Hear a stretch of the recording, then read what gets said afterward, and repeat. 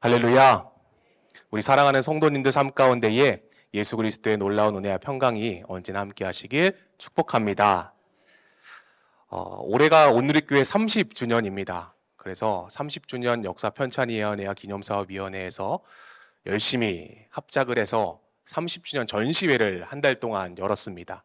그리고 이번 주 주일까지여서 이제 주일날 전시물 철거를 하기 위해서 스페로 갤러리로 갔습니다.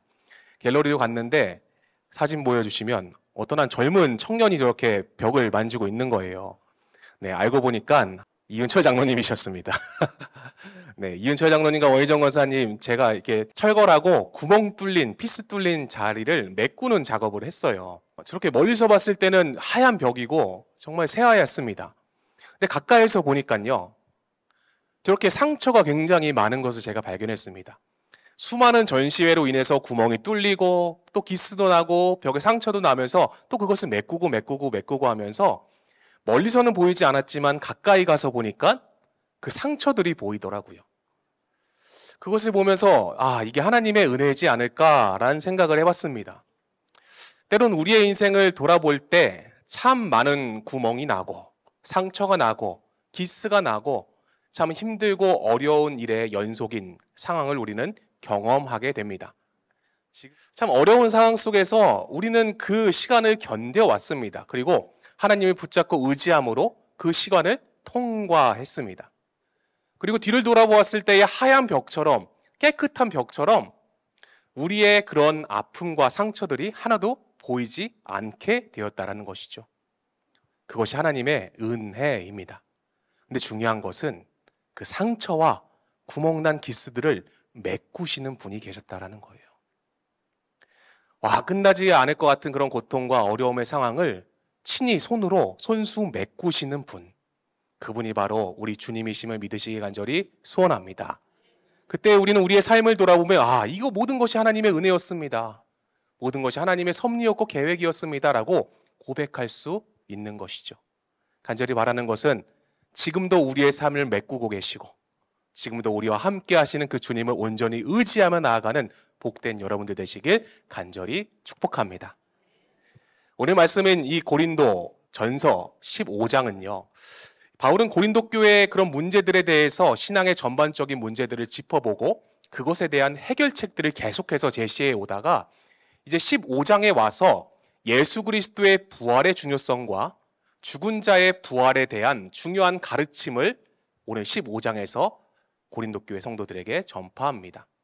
부활에 대한 교리가 담겨 있다고 해서 별명이 붙었는데 이 15장을 부활장이라고 붙여요. 바울 신학에 있어서 십자가와 예수 그리스도의 부활은 성도들에게 굉장히 중요한 가르침을 주고 있는데요.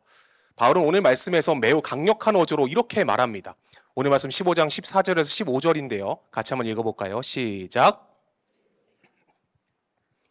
하나님께서는 나를 구원하시고 독생자 예수를 십자가에 찢겨 죽게 하심으로 나의 죄를 용서하셨습니다. 믿으십니까? 그리고 그 구원의 길을 활짝 우리 가운데 열어주셨습니다. 그리고 죽음에서 그친 것이 아니라 죽은 지 사흘 만에 예수님께서는 부활하심으로 모든 잠자는 자의 첫 열매가 되셨고 죽음과 사망의 권세를 깨트리시고 이기셨습니다. 이 사실을 믿으십니까? 예수 그리스도로 인해서 부활이 완성되었다라는 것이죠. 그런데 중요한 것은 오늘 말씀 이 15장 중간에 위치한 이 10절에 하나님의 은혜란 표현이 2번 등장하는데요. 왜 바울은 부활장인 예수 그리스도의 부활과 죽은 자의 부활을 설명하는 이 15장에서 중간에 하나님의 은혜를 설명하고 있는 것일까요? 자신은 죽을 수밖에 없었던 죄인이었지만 예수를 핍박하는 자였지만 하나님의 은혜로 말미암아 구원해 주셨고 하나님의 은혜로 말미암아 부활의 놀라운 소식을 깨닫게 하시고 전파하게 하셨다라는 것을 강조하기 위해 그 중간에 하나님의 은혜란 단어를 사용합니다. 오늘 말씀 15장 10절 말씀인데 같이 한번 읽어볼까요? 시작. 그러나 내가 나된 것은 하나님의 은혜로 된 것이니 내게 주신 그의 은혜가 헛되지 아니하여 내가 모든 사다보다 더 많이 수고하였으나 내가 한 것이 아니요 오직 나와 함께 하신 하나님의 은혜로라. 아멘. 나를 위해서 예수님께서 십자가에 죽으시고 또한 부활하셨습니다. 그 놀라운 부활의 소식을 전파하는 자로서 바울은 살아가는데 그 전에 이 모든 것이 하나님의 은혜였다라는 것입니다. 예수를 믿는 자를 핍박하기 위해, 잡아서 옥에 가두기 위해 탄압하고 박해하였던 이 사도 바울이 하나님의 은혜로 인해서 지금 이 부활, 예수 그리스도의 놀라운 십자가와 부활의 소식을 전파하는 자가 되었다라는 것입니다. 그 계획과 섭리 안에서 내가 존재하는 그 자체가 하나님의 은혜임을 믿으시기 간절히 축복합니다. 우리는 우리의 삶을 돌아보면 모든 것이 하나님의 은혜입니다 라고 고백하죠. 그래서 모든 것이 은혜라고 찬양도 하고 고백합니다. 하지만 좀 더 나란 존재를 좀 확대해서 보면 내가 이 땅에 존재하기 전부터 이미 하나님께서는 나를 구원하시기 위해 십자가를 준비하셨습니다. 그리고 나를 위해 독생자를 이 땅에 보내셨고 십자가에 가이가이 찢겨 죽게 하심으로 나를 구원하셨습니다. 그리고 예수 그리스도의 부활을 통해 이미 죽음 이후의 그 영원의 시간까지도 하나님께서는 예비하셨다라는 것이죠. 그렇기 때문에 인간의 생사화복 그 이상의 의미가 하나님의 은혜 안에 담겨 있는 의미라고 할 수 있습니다. 그래서 모든 것이 하나님의 은혜입니다 라고 고백하는 것은 나의 삶의 영역뿐만이 아니라 나를 구원하시기 위한 예수 그리스도의 십자가, 또한 나에게 영원한 생명을 주시기 위해 부활의 소망을 주신 그 영원한 죽음 이후에 그 모든 것을 하나님께서 준비하신 그 은혜, 그 모든 것이 하나님의 은혜라는 것입니다. 여러분들 삶 가운데에 하나님의 은혜가 경험되길 소원합니다. 그리고 그 사실이 가슴 가운데 깊이 믿어지시길 축복합니다. 그래서 오늘 말씀의 제목을 하나님의 은혜라고 잡고 하나님의 이 귀한 은혜가 무엇인지를 함께 살펴보길 소원합니다. 하나님의 은혜 첫 번째는 내가 나된 것이 은혜입니다. 오늘 말씀 10절에요. 그러나 내가 나된 것은 하나님의 은혜로 된 것이니 라고 말씀합니다. 내가 나된 것이란 이 표현은 바울의 자신의 모든 인격과 지식, 신앙 그 전체를 종합하여 자신의 존재가 나됐다라는 것, 지금 되었다라고 바울은 설명하고 있는 거예요. 지금 복음을 전하는 사도로서 바울이 된 것은 오직 하나님의 은혜였다라는 것입니다.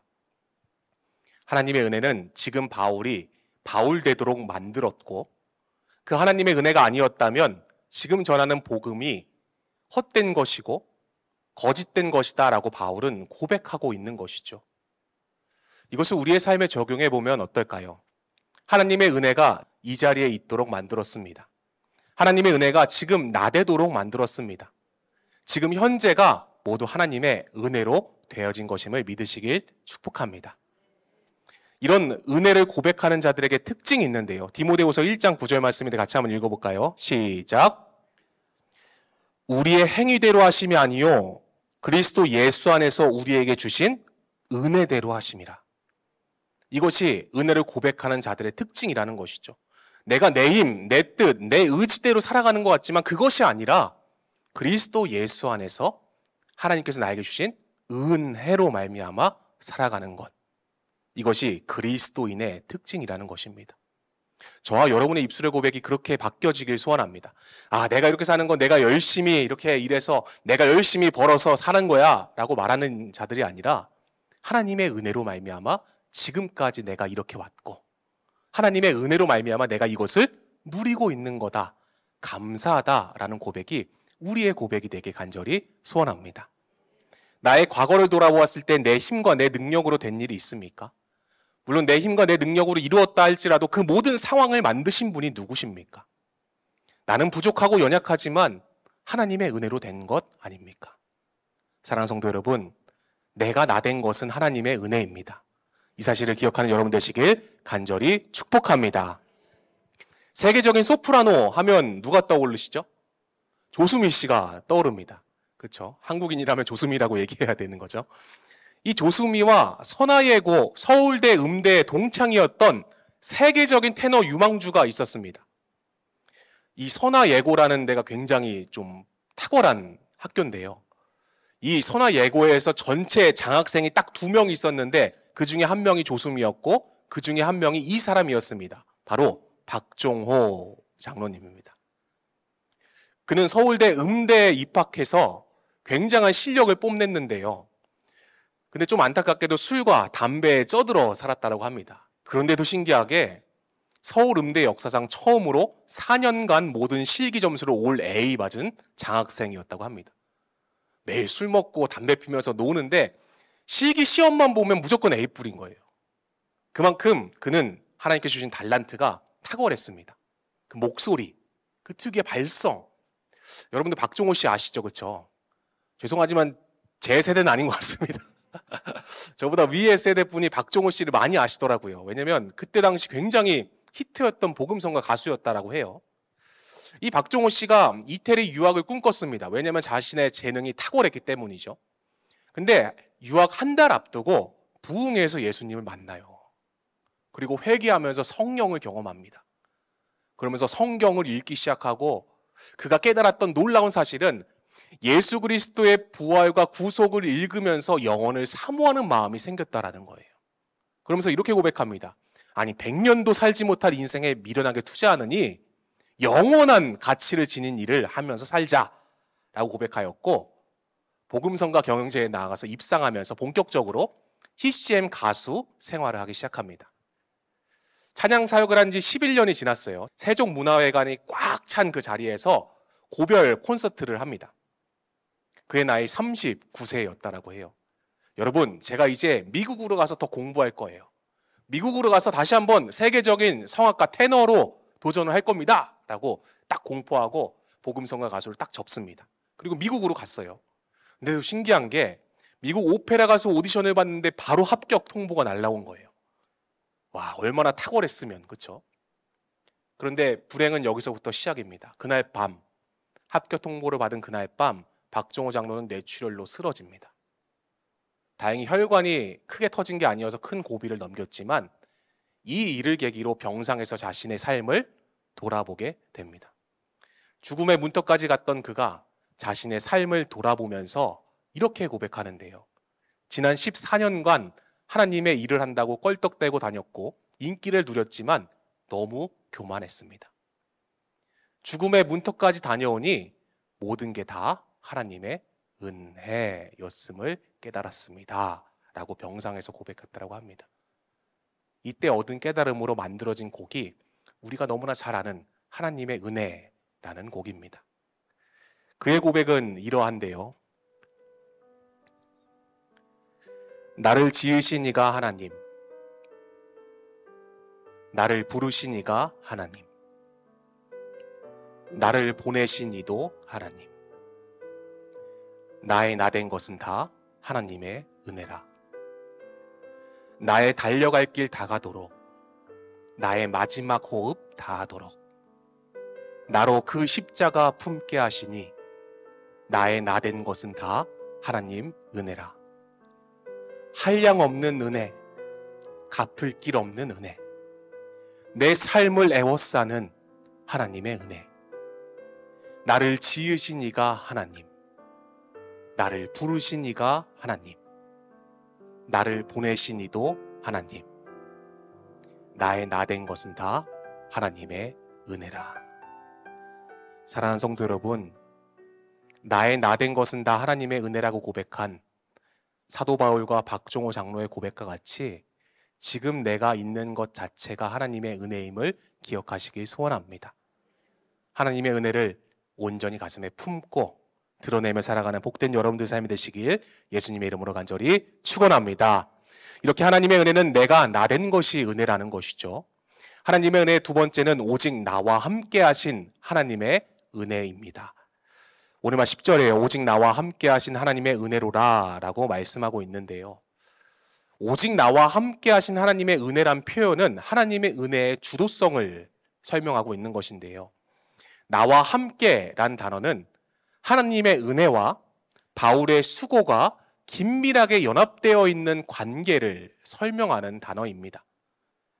주도적인 하나님에 의해서, 은혜에 의해서 바울이 복음 전파 사역을 시작하게 되었고, 바울도 은혜 안에서 부지런히 수고했다라는 것이 나와 함께라는 단어에 담긴 의미라고 할 수 있습니다. 사도 바울의 삶은 궁극적으로 하나님의 은혜에 기인하며 종속된 삶이었다라는 것을 우리는 말씀을 통해 알 수 있죠. 저와 여러분의 삶은 어떠합니까? 하나님의 은혜로 나란 존재가 존재했고 그 존재가 주님의 십자가 영광을 위해 살아간다라고 한다면 하나님의 은혜가 여러분들 삶 가운데에 매 순간 경험될 줄로 믿습니다. 우리는 하나님의 은혜 안에 살아가는 것이고 하나님의 은혜와 함께 살아가는 존재임을 믿으신 여러분들에게 간절히 축원합니다. 존 비비어 목사님의 은혜란 책에 나오는 일화입니다. 어떤 도시에 큰 태풍이 지나갔어요. 사방이 폐허가 되고 전기가 끊기고 식수도 끊겼습니다. 그래서 정부는 군대를 동원해서 탱크차로 물을 실어와서 시민들에게 나눠주기 시작하는데요. 나눠주기 전에 군 당국에서는 이렇게 공고를 냅니다. 얼마든지 받아갈 수 있습니다. 물을 받아갈 수 있게 통을 준비해 오십시오. 갖가지 반응이 나타나요. 어떤 사람은 태풍 전에 근처 편의점을 샀던 음료수 캔을 들고 와서 그 물을 받아갔는데요. 겨우 1리터 정도만 받아갔어요. 또 다른 사람은 빈 우유통을 구해서 와서 물을 받아갔는데 한 4리터 정도 받아갔다고 합니다. 또 다른 사람은 40리터 들어가는 양동이 2개를 들고 와서 물을 받아가는 거예요. 근데 더 기가 막힌 거는 마지막 사람인데요. 마지막 사람이 한 남자가 픽업 트럭을 몰고 와서 픽업 트럭 뒤에 욕조를 싣고 와서 물 160리터의 식수를 받아갔다고 합니다. 욕조를 싣고 갔던 사람 옆집에 누가 살았냐면 음료수 컵에 물을 받았던 사람이 살고 있었어요. 컵을 들고 갔던 남자가 옆집 남자를 보니까 아니 그 욕조에 물을 가득 담아갖고 오는 걸 보고 막 화를 내기 시작합니다. 그리고 군 당국에 찾아가서 막 소리쳐요. 아니 나에게 물을 왜 이것밖에 주지 않습니까? 저 사람은 저렇게 많이 주는데 왜 나는 이것밖에 안 줍니까? 라고 소리 질러요. 그러자 식수 공급에 책임진 장교가 이렇게 말합니다. 우리는 시민들이 얼마든지 받아갈 수 있도록 물을 주겠다고 발표했습니다. 하지만 당신은 왜 큰 통을 가지고 오지 않았습니까? 라고 물었다고 합니다. 항의한 사람은 자신의 잘못을 인정하고 머쓱하며 돌아갔다는 내용이 이 책 안에 담겨 있습니다. 하나님의 은혜가 이와 같다라는 것이죠. 하나님은 매 순간 우리에게 놀라운 은혜를 베풀어 주십니다. 우리가 감당할 수 없을 만큼 엄청나게 큰 은혜를 매 순간 우리에게 부어주고 계시는데 우리는 얼마나 그 은혜를 누리고 그 은혜를 얼마나 받으며 살아가고 있습니까? 나의 그릇이 작아서 그 은혜를 받지 못한 것 아닙니까? 나의 그릇이 작아서 하나님의 은혜를 경험하지 못하며 살아가는 것 아닙니까? 간절히 바라는 것은 나와 함께하는 그 하나님의 은혜를 충분히 경험하기 위해서는 하나님의 은혜를 받는 나의 그릇을 넓혀야 할 줄로 믿습니다. 그 넓히는 방법은 나의 영역을 점점 줄이고 하나님의 영역을 넓혀가면 그 은혜가 그 자리에 가득 차게 되는 것이죠. 나의 자아의 모습, 나의 죄된 모습을 점점 비워가는 것, 이것이 그리스도인의 삶이라는 것입니다. 그래서 바울은 이렇게 고백하는 것 같아요. 갈라디아서 2장 20절 말씀에 내가 그리스도와 함께 십자가에 못 박혔나니 그런즉 이제는 내가 사는 것이 아니요 오직 내 안에 그리스도께서 사시는 것이라. 이제 내가 육체 가운데 사는 것은 나를 사랑하사 나를 위하여 자기 자신을 버리신 하나님의 아들을 믿는 믿음 안에서 사는 것이라. 내가 사는 것이 아니라 그리스도가 사실 때 그 그리스도만큼 은혜가 우리 안에 채워질 줄로 믿습니다. 나와 함께 하신 그 하나님의 은혜, 그 은혜를 점점 나를 비우고 예수님으로 채워가 그 은혜를 매 순간 누리며 살아가는 복된 여러분들 되시길 예수님의 이름으로 간절히 축원합니다. 이렇게 하나님의 은혜는 나와 함께 하신 은혜라는 것이죠. 마지막으로 우리가 이런 하나님의 은혜를 경험했다라고 한다면 하나님의 은혜 세 번째는 그 은혜를 전하는 삶을 살아야 합니다. 오늘 말씀 11절에요. 그러므로 나나 그들이나 이같이 전파하매 라고 말씀하고 있습니다. 이 전파하매란 단어는 능동태 현재형인데요. 복음을 전파가 지금도 계속되고 있다는 것을 의미합니다. 바울은 이 서신을 쓸 때에도 복음을 전파하는 사역을 쉬지 않고 하고 있음을 의미하는 것이죠. 반대로 고린도 교인들의 믿음은 과거형이었음을 말씀하는데요. 이 고린도 교회의 가장 큰 문제점은 고린도 교회 안에 부활에 대한 논쟁이 벌어지고 있었다는 것이죠. 부활이 없다라고 주장하는 사람들의 목소리가 점점 커지고 있는 상황이었습니다. 영적 열광주의자들과 헬라 철학에 빠져갖고 부활을 부인하는 자들이 고린도 교회 안에 점점 많아지고 있는 상황이었습니다. 바울은 고린도 교인들이 하나님의 은혜를 붙잡는 마음으로 그들의 순수한 믿음이 다시 회복되기를 바라는 마음으로 이 간절한 서신을 쓴 건데요. 우리의 삶도 이와 같습니다. 우리가 하나님의 은혜를 경험한 자로서 또한 그 하나님의 은혜를 지금 누리며 살아가는 자들로서 이 땅을 살아간다고 한다면 이제는 그 은혜, 하나님의 놀라우신 은혜를 드러내며 살아가야 될 줄로 믿습니다. 내가 받은 은혜 나만 갖고 있으면 고인물이 썩듯이 썩어지는 거예요. 하지만 그 은혜를 드러내고 나누고 베풀 때에 매 순간 샘솟는 샘물과 같은 은혜가 될 줄로 믿습니다. 매 순간 받아서 드러내고 전하는 여러분들에게 간절히 축원합니다. 눈 바로 아래 커다란 문신이 한 개씩 있고요. 목에는 사탄의 상징으로 쓰이는 오각형 별이 그려져 있는 여자 래퍼 가수가 있었습니다. 딱 보기에도 불량해 보이는 이 여성 래퍼의 이름은 사츠키. 일본 사람 아니고요. 한국 사람입니다. 본명 김은지라는 사람인데요. 지난주 수요일이었어요. 2023년 9월 20일 날 CBS 새롭게 하소서에 이 친구가 출연하게 됩니다. 그러면서 자신이 경험한 하나님의 은혜에 대해서 이 방송을 통해 선포하는데요. 마약 중독자로 살아갔던 자신의 이야기를 전파하기 시작합니다.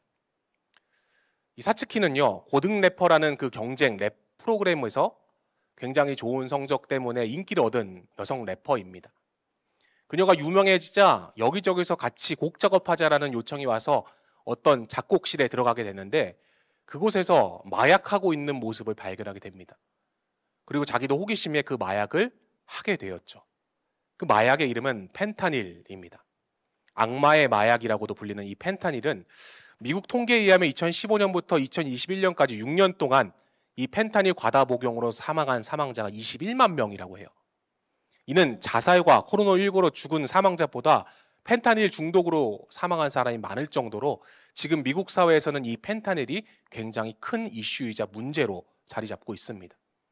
중독성도 굉장히 강해서 한 번 하기 시작하면 멈출 수가 없는, 죽을 때까지 해야 되는 마약이 이 펜타닐이라는 마약이라고 해요. 아는 지인의 권유로 시작했던 그 마약이 이 사츠키를 완전히 망가뜨리기 시작합니다.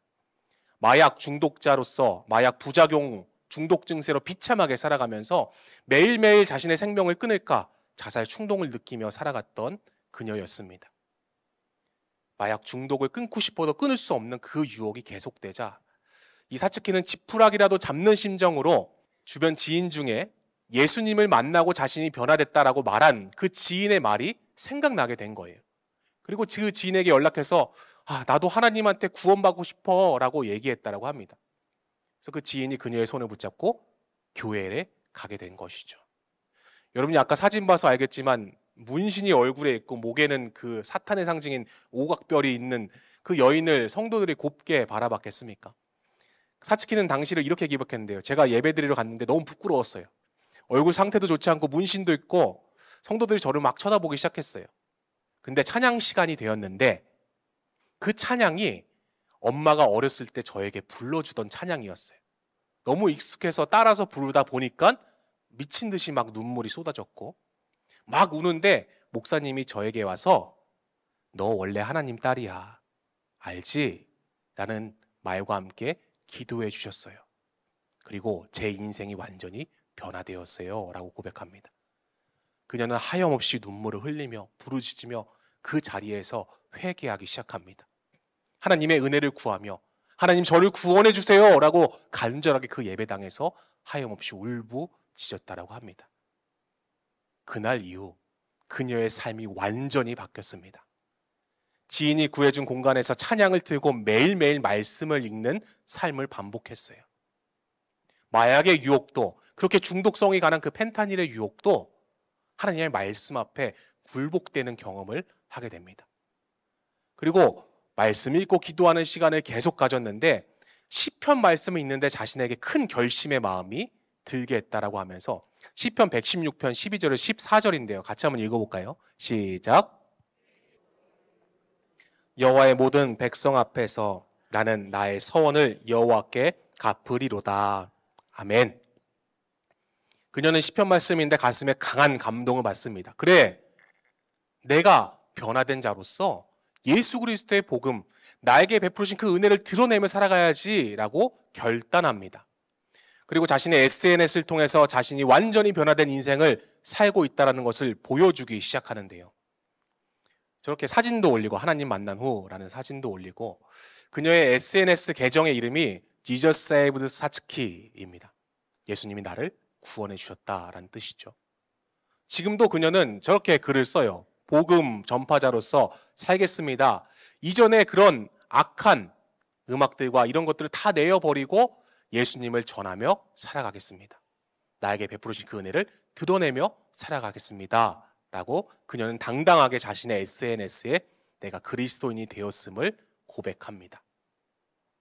그녀는 이제 예전에 살던 사람이 아닙니다. 하나님의 은혜를 경험한 자로서 그 은혜를 드러내는 자로서 예수 그리스도의 복음을 증거하는 자로서 그녀는 완전히 바뀌게 되었고 그렇게 지금도 살아가고 있다라는 고백을 제가 들었습니다. 저와 여러분은 하나님의 은혜를 경험한 자들입니다. 나는 그 은혜를 얼마만큼 드러내며 살고 계십니까? 나는 그 은혜를 얼마만큼 전하며 살고 계십니까? 이 사츠키가 예수님 믿고 나 변화됐어 라고 말한 그 지인의 말이 생각이 안 났다면 변화될 수 있었겠습니까? 분명한 것은 나 예수님 믿고 변화됐어 라고 말한 그 지인의 음성이 있었기에 이 사츠키가 교회로 나올 수 있게 된 것이죠. 누군가가 전파하고 드러낸 그 하나님의 은혜, 그 복음의 놀라운 소식이 지금도 한 생명을 살릴 수 있습니다. 간절히 바라는 것은 오늘 이 자리에 계신 여러분들, 하나님의 은혜로 내가 존재했다라고 한다면, 지금도 그 은혜가 나와 함께함을 믿는다라고 한다면 이제 그 은혜를 드러내며 살아가십시오. 그 은혜를 전하며 살아가는 여러분 되길 예수님의 이름으로 간절히 축원합니다. 나를 위해 십자가에 죽으신 주님, 그리고 나를 위해 부활하신 그 주님을 모르고 죽어가는 그 영혼들에게 하나님의 은혜를 전파하며 살아가는 저와 여러분의 삶이 되길 예수님의 이름으로 간절히 축원합니다. 오늘 말씀을 정리하겠습니다. 하나님의 은혜 첫 번째는 내가 나된 것이 하나님의 은혜입니다. 하나님의 은혜 두 번째는 나와 함께 하신 것이 하나님의 은혜입니다. 하나님의 은혜 마지막 세 번째는 그 은혜를 우리는 전하는 삶을 살아가야 합니다. 사랑하는 성도 여러분, 내가 나된 것이 하나님의 은혜임을 감사하며 살아가시길 소원하고 매 순간 그 은혜가 나와 함께함을 믿으시면서 그 은혜 안에 거하시는 여러분 되기를 간절히 소원합니다. 그때의 그 은혜를 나만 가지고 있는 것이 아니라 그 기쁜 소식을 드러내고 전파하며 예수 그리스도의 십자가를 전하며 살아가는 복된 여러분들의 삶이 되시길 예수 그리스도의 이름으로 간절히 축원합니다.